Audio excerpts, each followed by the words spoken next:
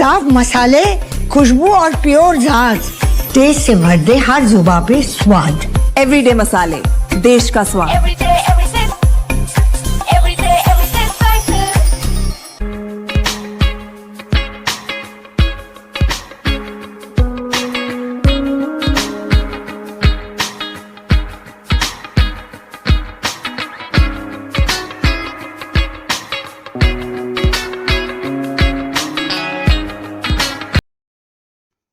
निदा फाजली साहब की एक मशहूर शायरी है, सफ़र में धूप तो होगी, चल सको तो चलो, सभी हैं भीड़ में, तुम भी निकल सको तो चलो, किसी के वास्ते राहें कहाँ बदलती हैं, तुम अपने आप खुद ही बदल सको तो चलो। दोस्तों नमस्कार, colonel Ajay, CEO Ajay astro money group, first global astro finance digital channel से आपसे मुखातिब होता हूँ। आज रविवार 8 मार्च सन 2026। दोस्तों मेटल मार्केट में, फिजिकल मार्केट पे हम अक्सर कवर करते हैं, इसमें कॉपर, स्टील जैसी महत्वपूर्ण कमोडिटियाँ शामिल हैं। दोस्तों स्टील मार्केट, फिजिकल मार्केट में जो हमारे अपडेट रहे, आज पूरे देश दुनिया में अपनी अहम स्थान रखते हैं। आज के इस महत्वपूर्ण एपिसोड में हम चर्चा करेंगे ईरान, इजराइल और अमेरिका के बीच चल रहे तनाव और युद्ध के हालातों में भारतीय स्टील उद्योग कितना प्रभावित हो सकता है, सीमेंट उद्योग में भी क्या हो सकता है, इसके ऊपर हम विस्तृत चर्चा करेंगे। गौरतलब है, कहा जाता है कि जब लड़ाइयाँ छिड़ती हैं तो उसका असर न केवल वो देश झेलते हैं जो कि लड़ाई में शामिल हैं, अपितु पूरा विश्व इससे प्रभावित होता है। और पश्चिमी एशिया के अंदर जो होने वाली ये जो असाधारण घटना है, इससे भारतीय स्टील और सीमेंट उद्योग भी सहम गया है। बहुत महत्वपूर्ण शो है दोस्तों, पसंद आए तो लाइक कीजिएगा। और जो स्टील उद्योग से ताल्लुक़ रखते हैं, उम्मीद है कि उसको बहुत ध्यान से देखेंगे, चाहे वो मैन्युफैक्चरर हैं, प्लांट होल्डर हैं, होलसेलर हैं या फिर रिटेलर्स हैं। शो पसंद आए तो लाइक कीजिएगा और कमेंट बॉक्स में अपनी राय अवश्य दीजिएगा। जानिए रिपोर्ट विस्तार से। नमस्कार दोस्तों, मैं colonel Ajay, CEO Ajay astro money group, first global astro finance digital channel से आपसे मुखातिब होता हूँ। दोस्तों खबर निकल के आ रही है कि पश्चिमी एशिया में अमेरिका, इजराइल और ईरान के बीच युद्ध के हालात बहुत तेज़ी से बदल गए हैं। इसका सीधा असर दुनिया के और अहम समुद्री रास्ते जैसे स्ट्रेट ऑफ हॉर्मुज पर पड़ा है।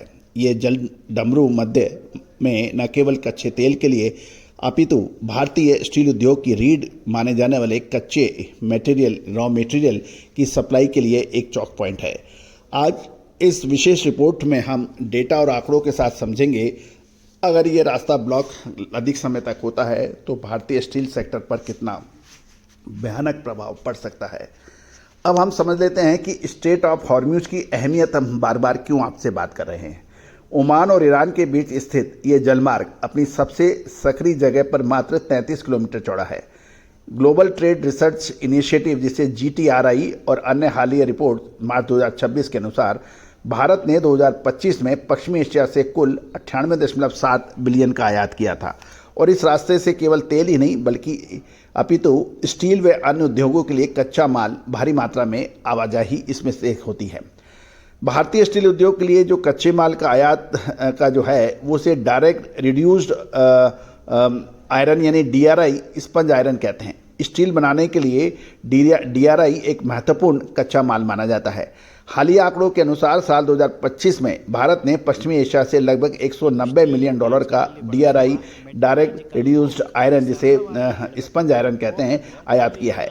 और ये भारत के कुल DRI आयात का चौंकाने वाला 59.1% है जो सीधे हॉर्मुज के रास्ते से आता है।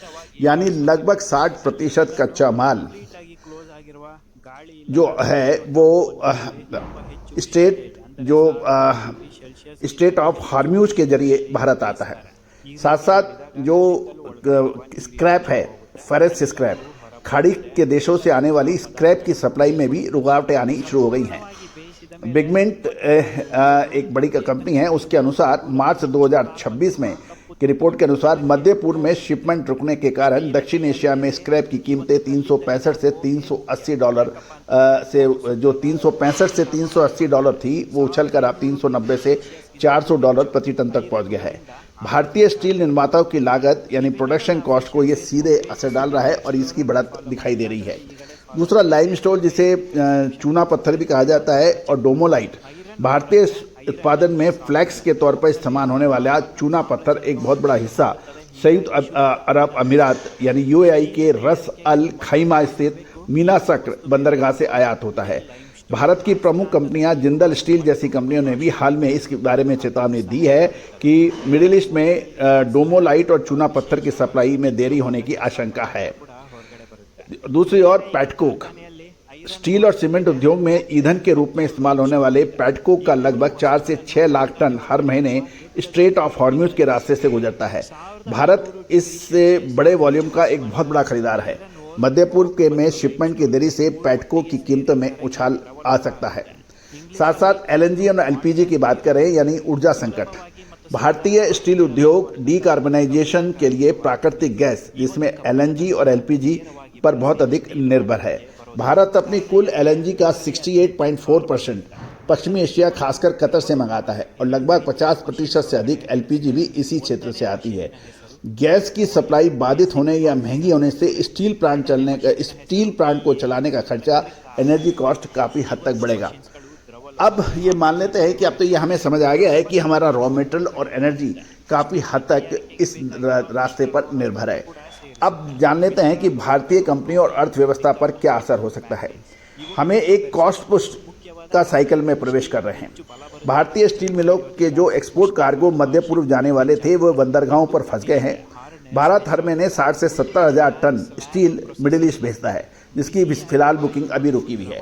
कच्चा माल जिसमें डीआरआई, स्क्रैप और लाइमस्टोन और ऊर्जा एलएनजी के दाम बढ़ने से भारत में सरिया, चादर और कंस्ट्रक्शन में काम आने वाली स्टील की कीमतें तेजी से बढ़ सकती हैं।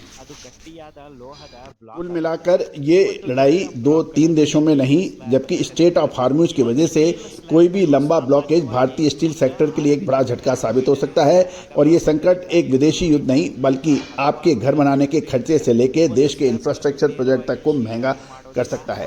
दोस्तों हमारी ये रिपोर्ट आपको पसंद आई तो आप चैनल को लाइक कीजिएगा, सब्सक्राइब कीजिएगा। साथ साथ फिजिकल मार्केट स्टील और मेटल के कोई भी एग्रीमिशियस रिसर्च रिपोर्ट के लिए संपर्क कर सकते हैं। All the very best, good luck, happy trading. Holi पर ड्राई फ्रूट के भाव सुधार जानने के लिए अजय एस्ट्रो मनी गुरु पर जाएं। शुद्धता ऐसी जो हर घर की पसंद बने। सुधा महेश ठक्कर, हल्दी के विश्वसनीय निर्यातक। आज ही संपर्क करें।